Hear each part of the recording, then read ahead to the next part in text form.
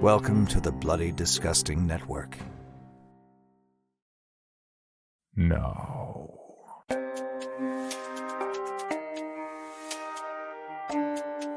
This is Creepy, a podcast dedicated to sharing the most famous, chilling, and disturbing creepypastas and urban legends in the world.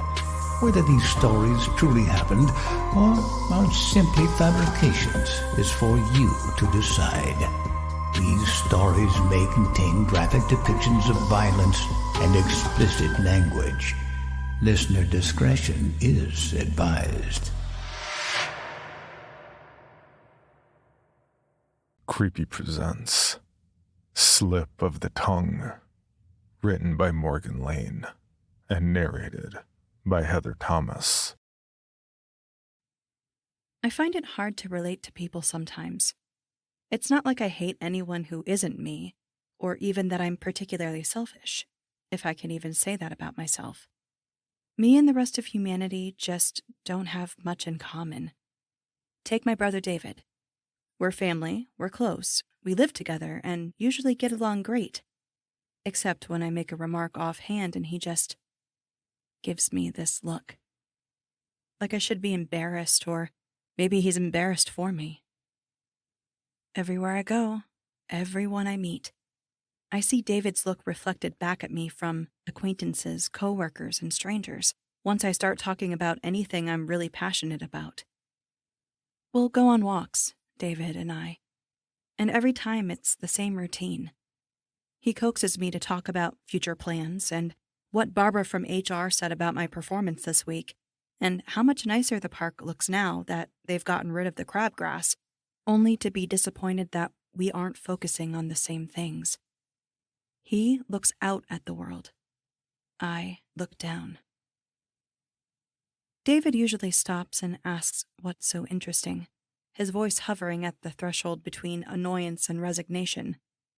I remember one time, I had stopped to examine a beetle that still waggled its legs in protest as a steady stream of red-brown specks carried away shreds of its abdomen by the mouthful. David's shoes scraped at the sidewalk as he took a quick step back. "Why?" he sighed. "Why can't you just people watch or ask to pet people's dogs like a normal person?" We were standing by the new baseball diamond at the time.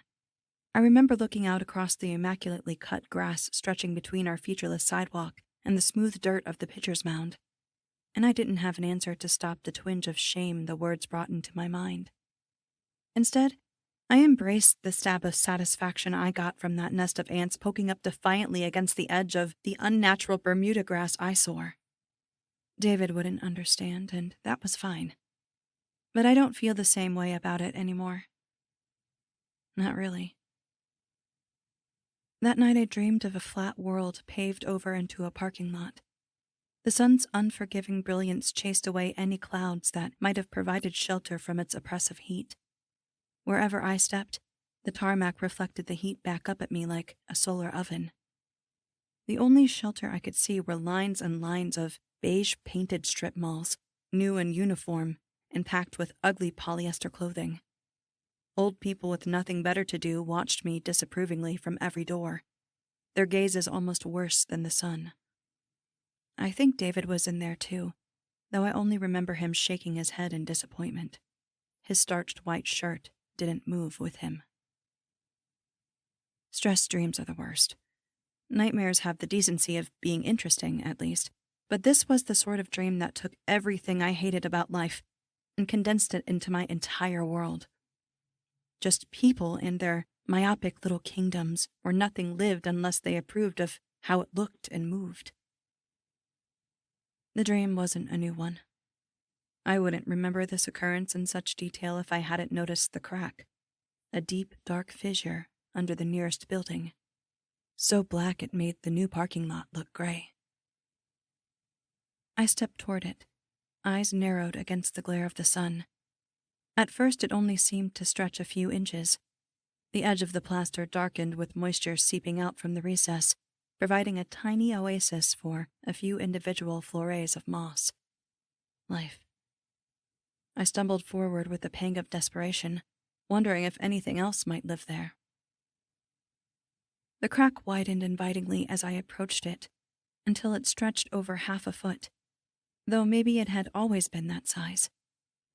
I knelt on the hot blacktop so I could peer into the darkness past sharp square rocks that lined the gap like a fence.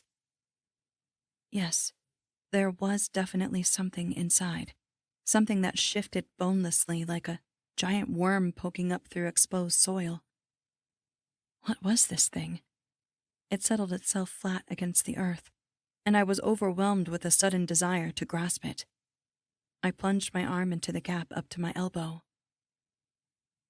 A sharp pain in my mouth jolted me awake a second later.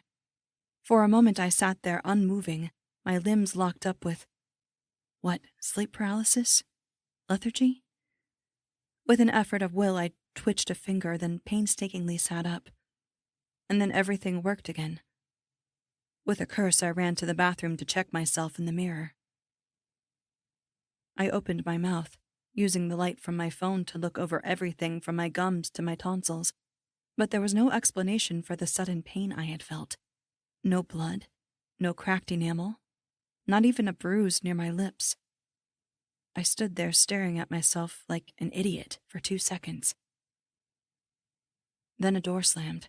David's heavy footsteps announced his presence before his bedhead and shaken face appeared in the doorway. "Did you hear it too?" he blurted out. I turned to face him. The way his eyes bulged in their sockets made me uneasy, but I kept my voice even. "You look awful." There was I was dreaming at first, but something was scratching at maybe the wall between our rooms. It sounded like scurrying, maybe mice. David rubbed the back of his neck and wouldn't meet my eyes. I sighed. "I think I'd notice if mice were running around my room, David. Go back to bed." His nose wrinkled like it does when I'm being annoying. "What? You can be up and I can't?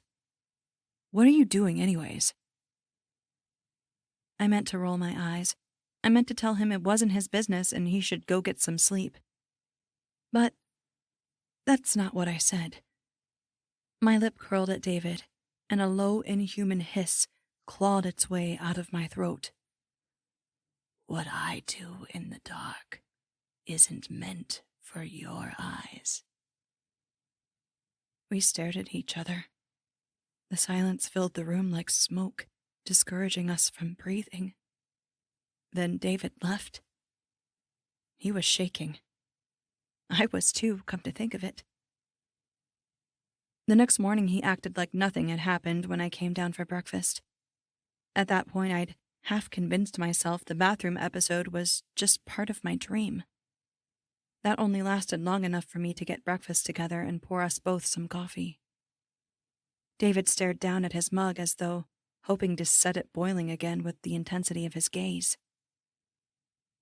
"So, I'm going to call the exterminator today." I paused with my coffee halfway to my mouth, the memory from before squirming to the front of my mind. "Oh?" He didn't look up at me. "Yeah, something's in the wall. It kept waking me up last night." I drank mostly so I could think over my response. "Okay, just let me know how much it costs." "Cool." Silence. David's back was stiff with apprehension, and he drummed his fingers against the table. I cleared my throat. "So, sorry about being weird last night." "It's fine. We were both half asleep anyway." The guilt that I'd tried to cut out of myself wriggled at the back of my brain, impossible to ignore. I put my mug down. "Yeah, but you seemed freaked out. You know, I don't try to freak you out on purpose." His gaze cut sharply over to my face at that. I'm not great at reading people, never have been, but in that instant I knew he didn't believe me. "Sure, Jan." He laughed as he took his mug to the sink, and I forced my shoulders to relax. We were siblings, and we got under each other's skin because that's what siblings do. So what if he thought I was being creepy or annoying on purpose? It didn't matter. I kept telling myself it didn't matter on the drive to work, but it wasn't very convincing. My tiredness caught up to me at the office. The white and black of the computer screen kept swimming in front of my eyes, and more than once I jerked upright just before my head slammed into the keyboard. I don't usually take naps, but it seemed like a good idea to catch a few minutes sleep during my lunch break. So that's what I did. I didn't even bother going out to my car. I just shoved my lunch bag to the side and put my head down on the table in the break room. I was out almost instantly. This time I dreamed about a maze of cubicles surrounded by towering powder blue walls. Barbara from HR frowned as I scrambled around in a frenzy, looking for a misplaced form. Her foot tapped against the floor as I dipped under the desk, and she clicked her tongue in disapproval. No excuses. No excuses. If you don't improve your performance. Bite me, Barbara. You want me gone anyways. The tapping of her foot turned into the ticking of a clock. Right, I was probably late for a meeting. Or maybe not. The already loosely held details of my boring office job slipped through my brain like water through a sieve. I clutched my head. What part of the building was I in anyway? Everything was right angles and cold fluorescent lights without a single of the office's usual fake plants to break up the monotony. None of it looked familiar. Except... My eyes found the crack. The same crack as last time. Now a rough black line between the carpet and baseboard that stretched eagerly open for me. Meetings and forms forgotten. I dashed towards it with my hand out. This was shelter. This was relief. My hand brushed sharp stones on the path toward the strange worm thing inside. It recoiled from the invasion, but not far enough. The tips of my fingers made contact with its slimy skin. Ow! That same sharp pain jolted me awake again. And again, I laid there with my eyes open, my body weighted down to the tabletop as though it were lead. At work. Great. I was so uncomfortable that I didn't immediately realize I wasn't alone. A woman stared at me over her own lunch, sandwich forgotten in her hands. Her expression inexplicably twisted in horror, as though she had just witnessed me disposing of a body. I managed to twitch my mouth in a smile. Good, I could still move that, and swallowed the lump in my throat. My mind cast about for something clever to say that might diffuse the situation. Say nothing, and pray the same does not befall you. It was that same terrible hiss that had scared David the night before. The lady's jolt of shock sent her chair toppling over, and she ran from the room. I sat there in a daze. What was I supposed to do about this? What could I do about this? After a few minutes, I managed to stiffly sit up, then return to my desk. Part of me wanted to apologize to whoever that had been, but I couldn't bring myself to do it. Maybe if I acted like nothing was wrong, everything would go back to normal. The rest of the workday passed in a blur of sleep-deprived routine. It was a blessing when 5 rolled around. I remember flashes of the drive home and focusing so hard to stay awake, then pushing open the door of the house to see David. His business clothes were rumpled uncharacteristically, and the shadows under his eyes hadn't been there the day before. David held his cell phone to his ear. Yeah, we're not sure. Probably mice? Maybe squirrels. It sounded kind of big. No, we haven't seen any droppings, but... Yeah, whatever you can do would be great. Yeah, thanks. See you then. He put his phone down on the table before turning to me with a tired smile. Okay, it's all set. Yikes, You look rough. You don't look great either. I tossed my keys onto the counter and flopped into a chair. So when's the exterminator coming? Should be next week. Apparently they're busy this time of year, but they managed to slot us in. I told him it's an emergency. Irritation prickled at my insides. That's basically a lie, but okay. No, it's not, he replied stubbornly. I'm a wreck because I didn't get any sleep last night. And you can say you didn't hear anything all you want, but it won't get rid of the circles under your eyes. And what will you do, David? He froze as that horrible tone overtook my voice again. The drip of the sink was the only sound until he cleared his throat nervously. What's that supposed to mean? I tried to tell him I didn't know. I tried to grit my teeth and not say anything. I even tried to bite my tongue. For all the good it did, I might as well have attempted to consciously stop my heartbeat. What will you do when the only vermin left is what you cannot kill? I don't remember what he said to that, or what I did, but we didn't have dinner together that night. I dreamed of the parking lot again. This time I ignored the tacky buildings and oppressive heat. That great yawning crack opened up directly in front of me, wide enough to crawl inside with promises of damp and dark, and shelter from the hated light of the sun. I stooped next to it eagerly. My shaking hands pulled me forward over the sharp stones that jutted up like grave markers to the fat, boneless thing within. From this close, it looked familiar somehow, but the shape didn't remind me of a worm anymore. That was when I realized it wasn't jutting up out of a burrow, but connected to the floor. The warm, wet floor of a mouth. What woke me this time wasn't pain. It was something pulling itself on many bristly, segmented legs over my jaw, my lower lip, my teeth. My eyes bulged, but once again the rest of my body refused to respond. I couldn't move. A heavy carapace scraped against my hard palate. Thick antennae twitched against my tonsils, so that had I been able to move, I would have gagged. The fat body shifted with a languid motion, as though it were trying to get comfortable, and I felt a rounded head pressed down against my tongue.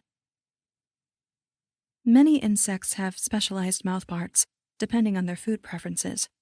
Mosquitoes have serrated needle mouths, for example, which is why you barely feel it when they bite you. Cockroaches, however, are opportunists and scavengers. The construction of their mandibles allows them to eat a great many different things through chewing, including meat.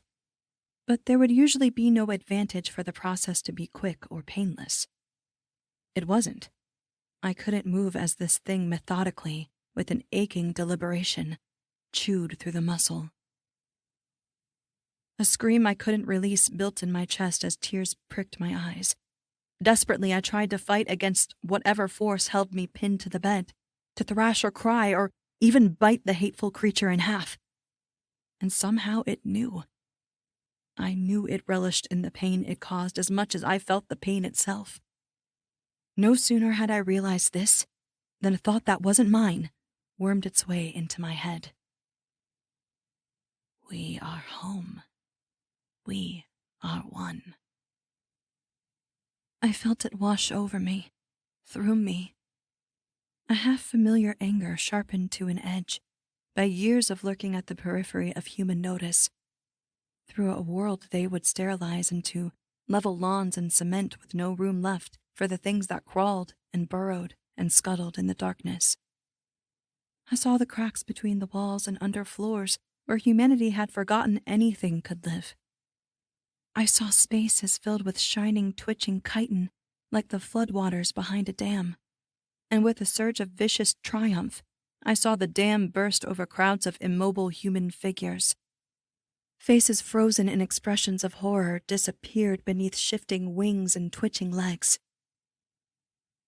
Horror, disgust, the creature's rage, and the agonizing scrape of its mouthparts reached a crescendo in my mind, fueling my frantic attempts at any movement until, finally, a choked whimper forced its way out of my stiffened vocal cords, and suddenly I could move again. I scrabbled for my mouth as I gagged. The roach thing's spiny legs clamped to either side of my tongue, but my fingers found purchase around its oval body and dragged it out into the streetlight pouring in through the window. It glittered like obsidian, too large to exist, all spines and armor and those thrashing whip-like antennae. The body bent in my hand so the head lunged up toward my fingertips, and out of shock I dropped it to the floor, where it hit the carpet with a muffled thud. If it hadn't fallen on its back, I know it would have darted into the shadow under my bed, out of reach. As it was, I had only a split second until it managed to right itself. I grabbed a shoe from beside my bed and brought it down as hard and fast as I could manage. It crunched sickeningly, but I brought down the shoe again, and again. I kept slamming the spot on the carpet until I couldn't make out anything against the fibers but a dark stain. The boot fell from my trembling fingers, and I cried. I don't remember what I told David, or the doctor. They pretended it was something they could rationally explain, and I was given painkillers, time off work, physical therapy so I could manage to talk and eat normally again. I say normally. I can only talk half as fast as I used to, and the surface of my tongue it's not pretty. But that's a small price to pay. Whatever that thing was, whatever called it, I never saw more of them. It's been a year now. Most days I can pretend like nothing ever happened. Life goes on as before, more or less. But every so often, my tongue flinches of its own accord. I keep telling myself it's my imagination, that I'm just traumatized and this is how that trauma manifests itself. For my own sake, I hope I'm right. Creepy presents Afterlives, written by Laura Bell and narrated by Danielle Hewitt. Bright green digital numbers slowly come into focus as I blink my sleep-crusted eyes. 8:37. Shit. I am running incredibly late for my Psych 101 midterm at 9, which might not be so bad if I wasn't the TA in charge of handing out the exams. Luckily, past me, at least somewhat had her shit together, and printed off set exams the night before, even if she did forget to charge her phone. I give myself a half second to let out an annoyed groan, then proceed to leap out of bed, hastily put on some pants and a sweatshirt, and sprint toward the door. I live close enough to the lecture hall that I can do an awkward speed walk rather than a full-out run. And I make my sweaty entrance into the room with 5 minutes to spare. The students look disappointed that their exams have indeed arrived, and my co-TA, Greg, gives me his usual creepy smile while staring at my chest. The next 2 hours go by smoothly despite the frantic start to my morning, and I manage to rebuff creepy Greg's attempt at conversation by holding my book about a serial killer's right up in front of my face. I am many things, but subtle is not one of them. One of my master's level psych classes is about serial killers and is incredibly fascinating. For example, many of them share childhood traits such as bedwetting, animal cruelty, arson, and head trauma. I peer over the top of my book and wonder if Greg may have fallen out of a tree onto his head as a child. Seems like a definite possibility. Finally, I collect the last of the exams and head back to my dingy, but cheap, university-provided apartment for a long-awaited nap. I feel naked without my phone, having left it behind to charge. So I make a beeline to my nightstand after fishing open my door. I've got one text from Stacy asking if I want to grab drinks later, and one missed call from Mom. Nothing from Eric, of course. Good riddance, I tell myself. I text Stacy back the affirmative, saying that I'm in for drinks and call my mom back. We talk about the plans for the upcoming Thanksgiving break, and my mouth starts to water thinking about her apple cinnamon pie. I still need to see if I could bum a ride home from someone, so I don't have to take the bus again. Last time I was stuck sitting next to a hungover freshman who was missing an eyebrow. And despite a vague curiosity, I made the uncharacteristically wise decision not to ask. Mostly because I was a little nervous as to what would come out of his mouth if he opened it. He was looking quite green around the gills. Yeah, I should definitely call my buddy Matt about getting a ride. Add that to the growing list of things to do. I swap my jeans out for sweatpants and plop onto my bed. And as I glance up, I notice that my door is ajar. I begrudgingly roll back off my bed, grunting like I'm 40 rather than 24 as I move to shut the door. Then, thinking about my serial killer book, I turned the deadbolt. It gives a bit of resistance, so I open the door and flip the deadbolt a few times to unstick it. When I see something flutter to the ground, I bend over and pick up what appears to be a piece of tape. Okay, that's weird. I'm getting paranoid now and furtively glance around my apartment. My apartment is tiny. Just a single room with an ensuite bathroom and a shared kitchen across the hall. The carpet is that mystery brown, where you can't tell if it was originally supposed to be that color, or if it was once something lighter that eventually succumbed to its fate of decades of spilled beer and tracked in dirt. It's lit by a single bare bulb in the ceiling. I imagine there was once a light fixture covering it, but not since I've been living here. I do a quick sweep and check under the bed and in the shower. I also make sure my window is locked. I've never been so happy to have such a small living space. I can at least be reasonably sure that no masked killer is hiding anywhere. But I chastise myself and decide I need to be more cautious going forward. I can be a bit scatterbrained, especially when stressed. But being a blonde college co-ed, I should probably be more careful. I'm a horror movie buff, so I'm very aware that the odds are decidedly not in my favor. I'm now fully awake, so a nap is out of the question. I decide to hop in the shower and get a head start on grading some of the exams from this morning. The less I have to do over Thanksgiving break, the better.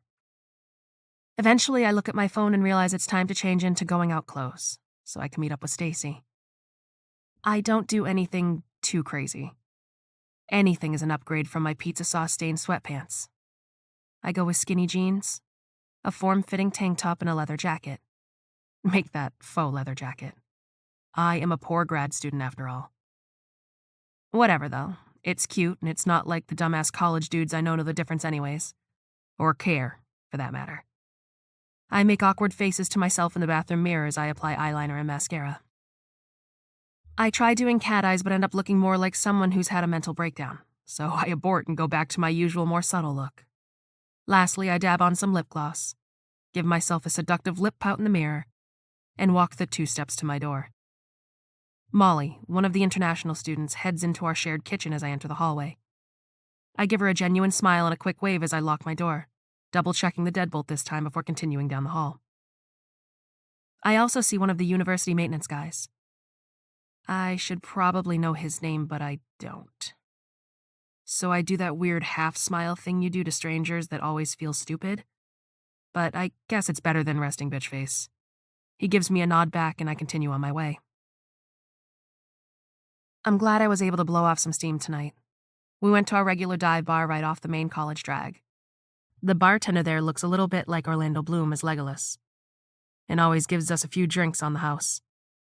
When the time comes from the lights to go from an even glow to fluorescent horror, I leave the bar happy and buzzed, and with a few more contacts in my phone.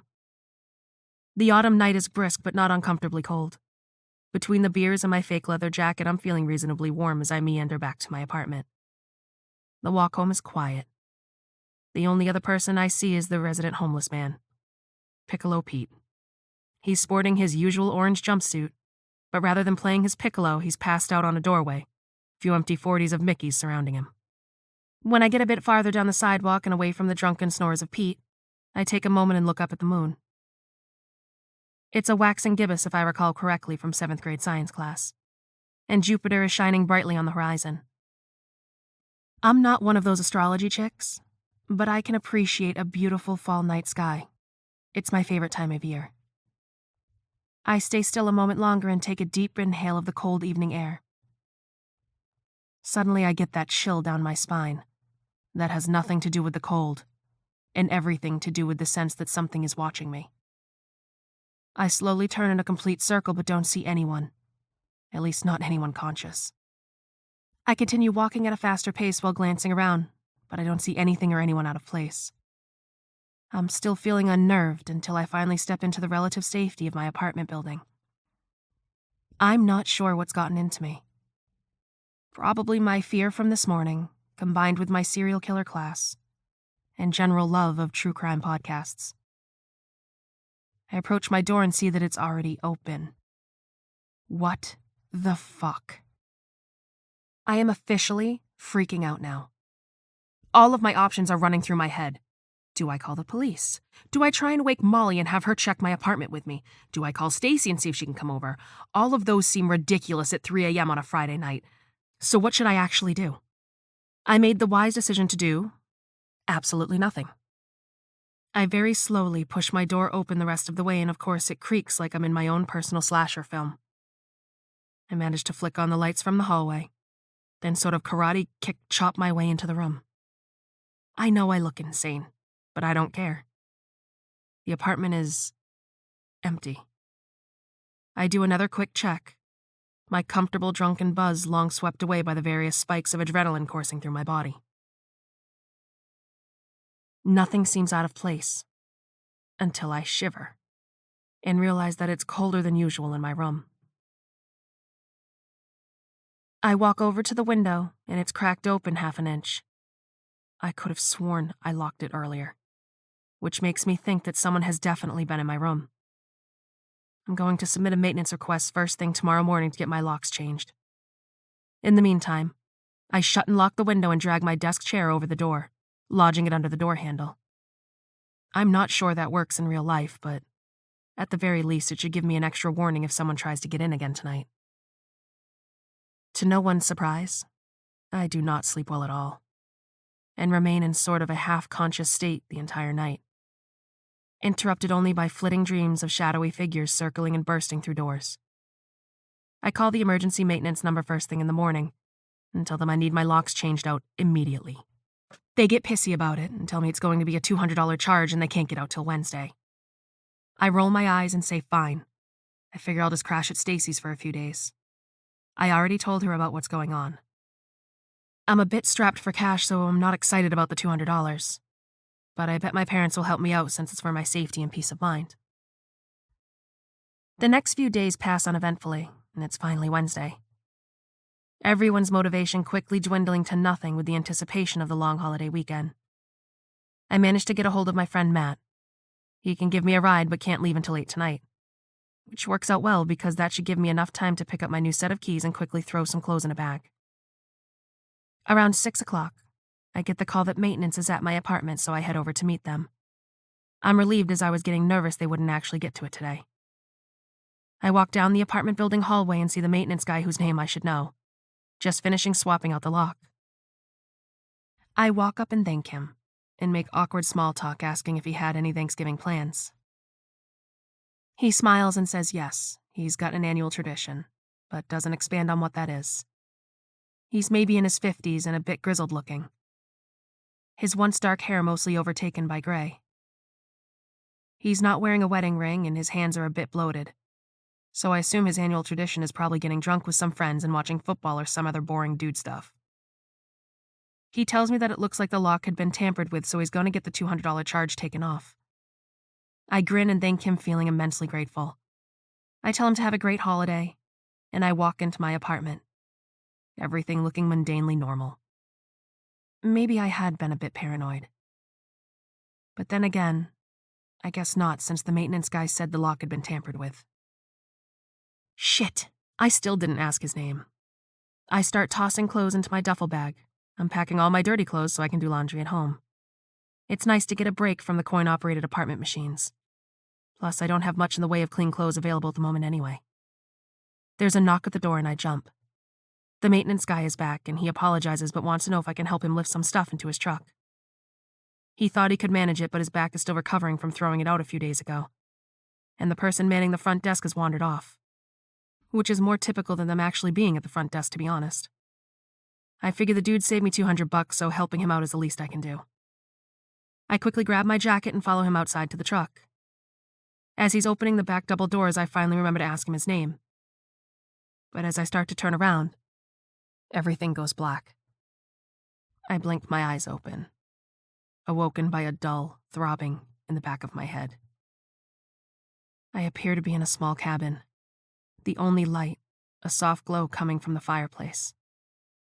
I'm lying on the floor. My hands are tied behind my back and my arms hurt like hell from being bent behind me at a weird angle. Things are still a bit fuzzy, but the man stoking the fire seems to realize that I've regained consciousness.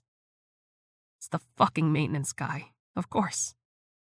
Who else would have been able to get into my room so easily unnoticed? I can't believe I let him lure me to his truck. I've seen Silence of the Lambs. I should have known better. Stupid, stupid, stupid.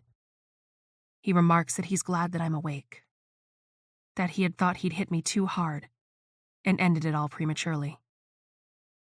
I guess his annual tradition isn't getting drunk with the boys, but rather strangling young women. He's rambling on and telling me all about it, his eyes lighting up with sick excitement. A wave of nausea overtakes me and I'm torn between wanting him to shut the fuck up and wanting him to go on forever. I don't see how I can possibly get myself out of this situation, and the longer he rambles, the longer I stay alive. I guess he's finishing up now as I no longer hear the senseless babble in the background and he's walking over to me. Full panic sets in and my heart is pounding out of my chest in perfect time with my throbbing head. It's as if my heart is trying its best to escape, knowing that staying within the cage of my ribs is a losing bet. He strokes my face, and I flinch my head away in disgust, causing a sharper throbbing pain this time. He slowly wraps his rough, beefy hands around my throat, almost like he's savoring it, and begins to squeeze. I can feel the tears starting to spill out of my eyes and down my face. I think about my mom, and my dad, and my dumb older brother. They're expecting me home tonight, and they'll never see me alive again. They may never even find out what happened to me. They are all doomed in a different way than me, but doomed all the same. They will spend their remaining days weighed down by grief and the pain of not knowing, the pain of imagining the very worst. I'll never get another taste of my mom's apple cinnamon pie. I'll never get to meet the love of my life. Never have another girls' night out with Stacy. I feel so much sorrow for all that I am losing, all that I have lost, and all of the pain my family is going to feel. My lungs are on fire and stars begin to dance across my eyes. It would almost be beautiful if it didn't mean I was dying. Oh my God, I'm actually dying. It wasn't creepy Greg after all, but the unassuming maintenance man with access to everything, going unnoticed by everyone. I feel something in my throat snap. The hyoid bone, probably. I remember that from one of the various true crime podcasts. My parents' faces briefly swim back into my mind one last time. And then finally, once and for all, everything fades to black. I open my eyes with a panicked gasp, tears still streaming down my face. Sitting in a simple wooden chair, in a room that's completely dark aside from the dull circle of light emanating from a single bare light bulb hanging by a string.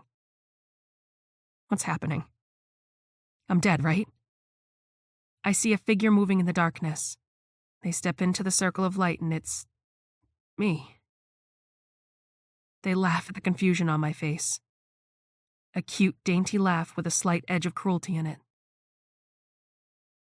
I look down at my hands and they are large and gruff, not the hands of a 24-year-old girl. The girl in front of me, the girl who I thought was me but who is clearly not me, says, "Hello, Roy.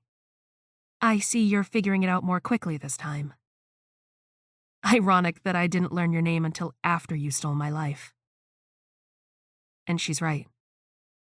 I am Roy, and I am starting to remember. I lived until I was 67 years old. killing one girl every year from the time I was 25 until the time that I died. 42 in total. I died alone on a Christmas Eve from a heart attack, my left hand clutching at my chest while my right clutched a bottle of whiskey. I woke up, if you can call it that, in this very room, surrounded by all of the women I had killed. They told me that I was not in heaven or hell, but the in-between. What some would call purgatory. The first punishment assigned to me is to live out the full life of every single girl that I killed. That is the only way I would ever come close to understanding what I took from them. The futures they should have had. I'm not sure what happens once that's done, but other punishments wait for me before my final judgment. But it'll be a while before I find out. Sarah, the girl whose life I just finished, reaches her hand out into the darkness and pulls a petite, red-headed girl into the light. They smile at each other, hug, and then Sarah walks back into the darkness. Melanie turns to face me now, shaking her head so that the long waves of red hair move out of her face, her mouth moving into a slow, wide, almost predatory grin. Enjoy my life, asshole. I'll be here when you're done. 26 down. 16 more to go. For more information on this podcast, including how to submit your own story for consideration, please visit creepypod.com. You can also follow us at creepypod on social media and YouTube. All stories told on this podcast are done so through Creative Commons Share-alike licensing or with written consent from the authors.